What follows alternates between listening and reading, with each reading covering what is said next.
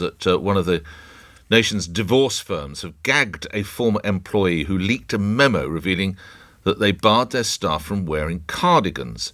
This is the London firm Vardags, which had issued a dress code calling for staff to be, and now I'm quoting, discreetly sexy but never tarty. The woman who runs this, because she's one of the country's top divorce lawyers, her name's Aisha Vardags, she told staff cardigans should not be worn in the office. You should, quote, look like a pro, not a pretty young thing. She would accept cravats and formal waistcoats, but woolly jumpers or singlets, which she called woolly vests, and top-stitched trousers. What's a top-stitched trouser? I'm lost. Were banned. Male staff were banned from wearing super-tight trousers. Well, I think I'm with them on that. Who'd want super-tight trousers? And shoes with pointed toes. Ms. Vardag wrote, shoes should be classic and black. And trainers were out of bounds. The lawyer had further views on shoes. She's against brown in town, as in brown shoes. It's a Savile Row look we're espousing. Generally, double cuffs and cufflinks can transform the quality you project. Go for fewer items in your wardrobe or quality. So this lawyer effectively becoming like Got One. Daniel Barnett is an employment barrister at Outer Temple Chambers, one of my LBC colleagues. His legal hour, it's tomorrow actually, Saturday night from 9, joins me now. Morning, Daniel. How much could I tell my production staff what they should, or just as importantly, should not be wearing? Morning. Morning, Nick. Well, you're entitled to give reasonable instructions to your staff. Of course you are.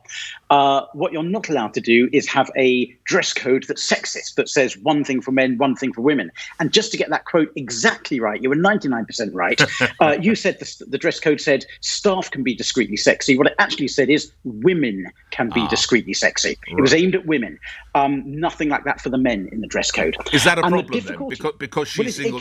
It can be a problem. I think this one is kind of on the cusp of appropriate and inappropriate. It's careful not to say women have to wear high heels, which is not acceptable. Yeah. And it does say that both men and women have to look professional, have to look smart. So I think it's very much on the cusp of distinguishing men and women and making it harder for women to comply. I will tell you this, Nick. If you had to be attractive and dress well to be a good lawyer, I'd be out of a job. That I do know.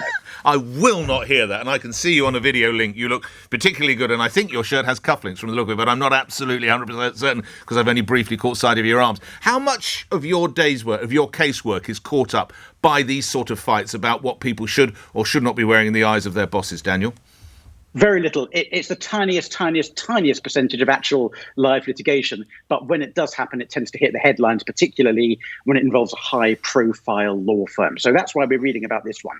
But most firms have been dragged, whether kicking or screaming or voluntarily, into the 21st century and just don't go for these sexist dress codes anymore. As and when they reopen, if I were running a restaurant and a wine bar, and I wanted my staff to wear all black, i.e. black shirts, black T-shirts, black trousers or black skirts and black shoes, I can get away with that. What I can't do is saying, and the girls have to have a short skirt or they have to have tights or stockings or whatever it might be. That's exactly right. You can say staff have to wear professional clothes. They have to look smart at all times. They have to have their hair well kept.